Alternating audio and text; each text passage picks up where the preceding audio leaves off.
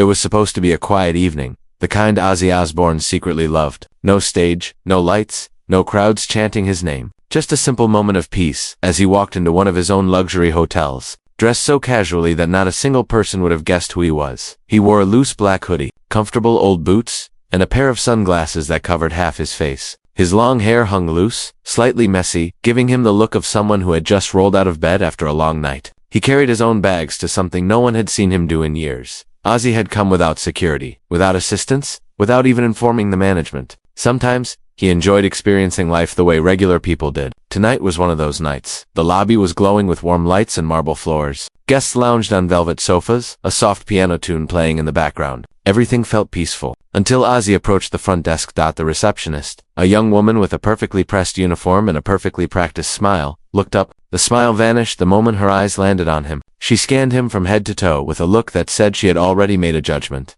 "Can I help you?" she asked slowly, like she wasn't sure he belonged there. "Yes, love," Ozzy replied in his calm, raspy voice. Checking in, the receptionist raised an eyebrow, unimpressed. She tapped her nails on the counter, studying him as if he were suspicious. "And you have a reservation," she said with obvious disbelief. Ozzy nodded politely, but she didn't even check the system. Didn't ask his name, didn't bother to be professional. Instead, she sighed loudly and whispered, just loudly enough for nearby guests to hear, "We really need to stop letting anyone walk in here." A couple sitting in the lobby glanced over. A man standing in line frowned at her comment, but the receptionist continued, her tone dripping with condescension.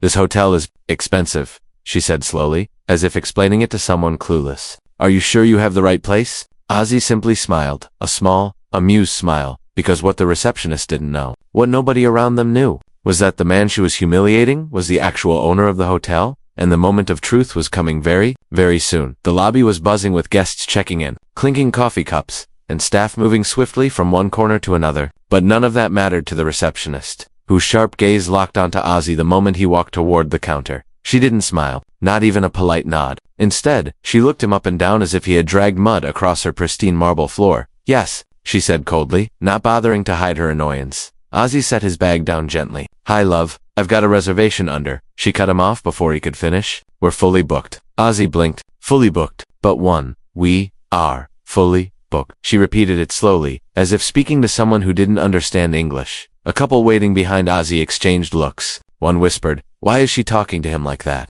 Ozzy, still patient, adjusted his sunglasses. "I booked weeks ago, you see." Under Osbourne, the receptionist typed with exaggerated force. Tap, tap, tap. After a few seconds, she scoffed loudly enough for the lobby to hear. "There's no Osbourne here." She shut the monitor like it offended her. "Try a cheaper hotel down the road." The words hit like a slap. A father sitting on a sofa frowned. A young traveler pulled out his phone, sensing something worth recording. The atmosphere had already shifted. People were watching. Ozzy gave a small chuckle, trying to lighten the mood. "Love, I think you might have made a mistake." "I'm supposed to." She waved her hand dismissively. "Sir, this hotel is very expensive. We cannot have disruptions." In the lobby, Ozzy raised an eyebrow. "Disruptions?" "Yes. Guests like you hanging around here make others uncomfortable." Gasps rose from people nearby. A woman whispered, "That's discrimination." The receptionist leaned forward, her voice sharp. "If you don't leave, I'll have to call security." Last warning. Ozzy stared at her calm, but slightly amused. This wasn't the first time someone judged him for looking like a rebellious rock star. But the insult wasn't the problem. It was the pride she took in delivering it. He took a breath. "All I'm asking for is my room. And I'm telling you," she snapped, "you can't afford this hotel. You probably wandered in by mistake." The lobby froze. Even the staff members passing by slowed their steps. Ozzy tilted his head, surprised at how confidently she said it. Not a hint of doubt, not a sliver of courtesy, just pure arrogance. Behind him, a guest muttered, "Does she not know who that is?" Another replied, "I don't think she has a clue." The receptionist continued her tirade, unaware that every second was being recorded by phones rising like periscopes around the room. "You're holding up real customers," she added, speaking loudly enough that everyone could hear. "Please remove yourself." Ozzy gazed at her for a long, quiet moment, a moment that would later become one of the most replayed clips online. There was no anger in his eyes, just disappointment, and a little curiosity to see how far she'd go before fate intervened. Still smiling softly, he stepped back from the counter. "Have you ever seen someone judged unfairly?" A young man whispered into his phone while filming. "Tell me where you're watching this from." "The UK? The US, India, the Philippines." The receptionist continued organizing papers, blissfully unaware that she was seconds away from making the biggest mistake of her career, and even more unaware that the person she was humiliating owned the very hotel she worked in. Ozzy tightened his grip on the handle of his worn-out suitcase as the receptionist shot him another irritated glance. The lobby buzzed with conversations, rolling luggage, and the soft hum of a nearby fountain, but around the reception desk, a strange tension gathered like fog. "Sir, for the last time," the receptionist snapped, "I cannot check you in without proper verification. And frankly, you're holding up the line."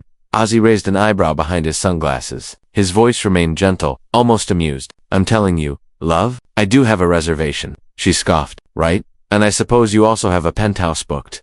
Ozzy chuckled quietly. If only she knew. He leaned slightly on the counter. "Look, I'm not trying to cause trouble. Just check the name Osbourne OS." She interrupted sharply. "I know how to spell, sir." A couple standing behind Ozzy exchanged glances. The woman whispered, "Is she really talking like that to a guest?" Her husband nodded. "Some people just judge by appearances." The receptionist turned her attention to them, plastering on her sweetest customer service smile. "Sorry for the delay. We'll be right with you." Then she swiveled back to Ozzy, face hardening again. "You see, sir, unlike you, they book through official channels." Ozzy blinked slowly. "Meaning what, exactly?" "Meaning," she said, leaning forward and lowering her voice, "this hotel is a 5-star property. We don't accommodate walk-ins who look like they wandered in through the back entrance." A couple of people gasped. Ozzy stayed still. No anger, no reaction, just a soft sigh. He'd been judged before, for his clothes, his hair, his tattoos, his wild stage history. None of this was new. If anything, it only amused him. He had created entire careers out of being underestimated. "All right then," Ozzy said calmly. "Why don't you call someone from management? They'll clear things up." The receptionist crossed her arms. "Absolutely not. I won't bother management because someone came in pretending to be a celebrity."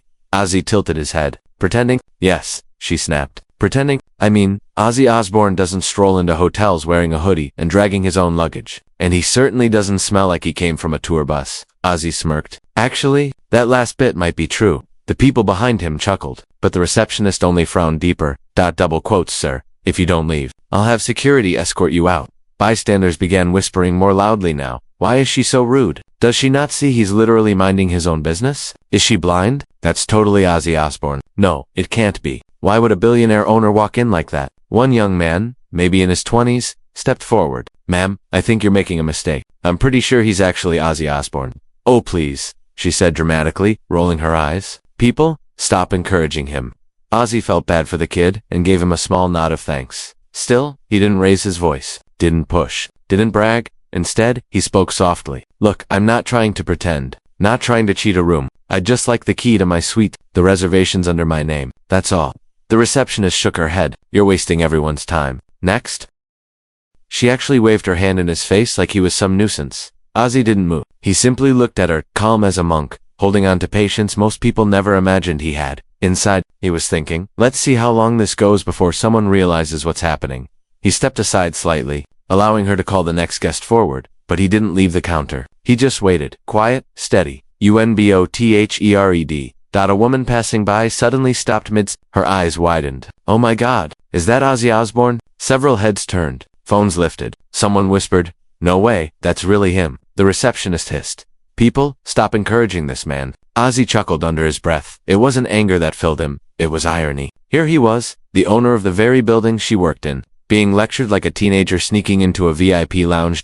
And he didn't mind, because he knew what she didn't. The longer she spoke, the deeper she was digging her own hole. Still silent, still patient. Ozzy rested one hand on the counter. He didn't need to prove himself. The truth was on its way, and soon, the entire lobby would witness it. The lobby was still buzzing with the receptionist's cold tone echoing through the marble walls. Ozzy stood there quietly, leaning slightly on his luggage, calm as ever despite the humiliation. A couple of guests exchanged glances, whispering things like, "Why is she being so rude to him? He didn't even do anything." But the receptionist didn't care. She flipped through her computer screen aggressively and snapped, "I told you, see, we don't have any rooms in your budget range. This is a luxury hotel. You can try something cheaper." Ozzy raised an eyebrow behind his sunglasses but stayed silent. At the end of the counter, a young bellboy named Ethan walked by carrying fresh towels. He wasn't paying attention at first until he heard the receptionist say, "Sir, please stop claiming you have a reservation. We're fully booked for people of your type." Ethan stopped mid-step. "People of your type. What was that supposed to mean?" He turned his head slowly toward the man being scolded. Black hoodie, sunglasses, long hair, accent, calm voice. Something clicked in Ethan's mind. He squinted, then his eyes widened even more. The towel slipped from his hands and crashed onto the marble floor. "Wait, is that?" he whispered, almost afraid to finish the sentence. He stepped closer. His heart began pounding. He had seen that face on posters, on albums, on documentaries. Sir, excuse me? Can I look at you for a second? Ethan stammered. The receptionist rolled her eyes. Ethan, go back to work. Stop getting involved in nonsense. But Ethan ignored her completely. He leaned in, his voice trembling. Are you Ozzy Osbourne? The lobby froze. A woman near the sofa gasped loudly. A couple walking in from outside stopped dead in their tracks. A man drinking coffee literally choked. Ozzy slowly lifted his sunglasses, revealing his unmistakable eyes. Ethan's jaw dropped. His hands flew to his mouth. Oh my God, it is you, he shouted, louder than intended. People in the lobby turned toward them like a wave. Phones came out instantly. Guests started whispering excitedly. That's Ozzy Osbourne. No way. The Ozzy? What's he doing here dressed like that? He looks exactly like on TV. Older, but still the same legend. Meanwhile, the receptionist squinted skeptically. Please, she scoffed. That guy? Ozzy Osbourne? You must be joking. Ozzy wouldn't dress like that, and he wouldn't travel alone with cheap-looking luggage. The crowd's murmuring grew louder. Ethan looked at her like she had lost her mind. Are you serious? That's literally the Prince of Darkness, the lead singer of Black Sabbath, one of the most famous rock legends on the planet. The receptionist crossed her arms. Well, unless he has ID, proving he's Ozzy Osbourne. To me, he's just someone trying to pretend they're famous. Ethan whispered. Oh my God, you're going to regret saying that. Ozzy let out a tiny chuckle, amused by the situation. He wasn't offended, if anything. He found it entertaining. He'd been mistaken many times in his life. But this one was quickly turning into a show. Several guests approached respectfully, asking, Sir, can we just confirm, are you really Ozzy? Can I take a picture? My husband is a massive fan. Ozzy gave a polite nod, keeping his voice warm but soft. Yes, love, it's me. That was it. Confirmation. The lobby erupted. People whispered, pointed, covered their mouths, fumbled for their cameras. But the receptionist still wasn't convinced. She muttered under her breath. I don't buy it. Anyone can say they're a celebrity. He's probably just trying to get a free room. Ethan spun toward her, horrified. You're insulting the owner of the entire... He stopped abruptly, realizing he had said too much. But it was too late. Gasps filled the air. Guests looked at each other with shock. Owner? Did he say owner? Ozzy owns this hotel. No way. The receptionist stared at Ethan, confused and pale. Owner? What do you mean owner of what? Ethan glanced nervously at Ozzy, who simply smiled. The recognition phase was complete. Every guest in the room now knew exactly who they were looking at, but the receptionist. She was only moments away from understanding just how badly she had messed up. The lobby had already grown tense. But when the clock behind the desk struck the next hour, everything changed. The elevator doors slid open with a soft ding, and the hotel's general manager, a sharply dressed man named Mr. Caldwell, stepped out. He walked with a kind of confidence only someone in charge possessed, carrying a folder of documents and scanning the lobby, as he always did during his rounds, but then he froze. His eyes locked onto the man standing in front of the reception desk. The man, the receptionist, had been insulting, belittling, and refusing to check in. Ozzy Osbourne, the Prince of Darkness, the rock legend, and most importantly, the owner of the hotel. Caldwell's jaw dropped so fast, the folder slipped from his hands and scattered across the marble floor. Ooh, Ozzy. Mr. Osbourne, sir, he stuttered, nearly tripping over his own feet as he rushed forward. I had no idea you were visiting today. The receptionist blinked. Wait, what? Caldwell didn't even look at her. His eyes stayed glued on Ozzy, full of panic, respect, and sheer terror. Sir, had we known you were arriving, we would have prepared the presidential suite. Everything would have been. Ozzy raised a hand gently, stopping him. Relax, mate, he said with a small, amused grin. I just wanted to see how things were running. Thought I'd check in like a normal guest. A normal guest? The words hit the receptionist like a punch to the stomach. Her face turned ghost. Her mouth hung open. She stared at Ozzy like she had just realized she insulted the sun. Mr. Osbourne is the owner of this entire hotel chain, Caldwell declared loudly, unintentionally turning the whole lobby into a stage. The name you see on the building outside, that's his. Bystanders gasped. A couple who had been waiting for their luggage whispered furiously. No way. She talked to the owner like that. Bro, she's fired for sure. The receptionist swallowed hard, her throat suddenly dry. She clutched the desk for balance. Why, you're the owner, she whispered, her voice trembling. Ozzy nodded casually. Last time I checked, her mind replayed everything she had said. You can't afford this hotel. Don't waste my time. People like you shouldn't be here. Each line stabbed her with embarrassment. I am so sorry, sir, she stammered, stepping forward. I didn't recognize you. I didn't mean. Ozzy raised an eyebrow. You didn't mean what? Didn't mean to treat someone like dirt unless they're rich or famous. Her lips parted but no words came out. Caldwell looked furious. This behavior is unacceptable. How dare you? Ozzy lifted a hand again, stopping him. Let her speak. The receptionist's eyes filled with tears, not just from fear of losing her job, but from the realization of how terribly she had acted. I judged you, she whispered. I treated you unfairly, and I'm truly sorry. I didn't know who you were. Ozzy leaned in slightly, lowering his sunglasses so she could see his eyes. His voice softened, but his words were razor-sharp with truth. You shouldn't be kind to people because of who they are, he said. You should be kind because of who you are. A powerful silence settled over the lobby. Even the bellboys paused mid-step. Guests stopped scrolling their phones. Everyone felt the weight of the moment. Caldwell exhaled. Sir, shall I escort you to your penthouse suite? Ozzy chuckled. Yeah, that'd be nice. Then he looked back at the receptionist, not with anger, not with ego, but with the kind of calm authority that comes only from someone who has seen the world and learned from it. Remember this, Ozzy said gently. Respect doesn't cost anything, but disrespect? It can cost you everything. The receptionist nodded, unable to speak. Tears rolling down her cheeks. As Ozzy walked toward the elevator with the manager, the lobby erupted in whispers. That was legendary. He handled it so gracefully. What a man! And somewhere behind the reception desk, the receptionist sank onto her chair, humbled, shaken, and forever changed by a lesson she would never forget. The lobby was frozen. The manager's voice still echoed in the vast marble hall. Mr. Osbourne, welcome home, sir. The owner of this hotel. Every head in the room turned toward Ozzy. Gasps erupted. Someone dropped their suitcase. A family at the back whispered, "Oh my God, the Ozzy Osbourne," but no one looked more shocked than the receptionist. Her fake smile vanished instantly. Her knees seemed to weaken as she stared at Ozzy like she was seeing a ghost. I had no idea, she stuttered, her voice trembling. Ozzy simply raised an eyebrow behind his tinted glasses. He wasn't angry. He wasn't yelling. He wasn't dramatic. If anything, he looked disappointed. The manager spun toward her, face red with embarrassment. What have you done? Why didn't you check him in? Why are guests complaining about your behavior? He snapped. She opened her mouth to defend herself, but no words came out. She knew there was no excuse. Everything she had said, every insult, every snarky remark, was hanging in the air like heavy smoke. Ozzy stepped forward slowly. The entire lobby went silent. Even the fountain in the corner seemed quieter. He spoke softly, but the softness carried more weight than shouting ever could. He began. I built this place so everyone rich, poor, famous, unknown, could walk through those doors and feel welcome. The receptionist's eyes filled with tears.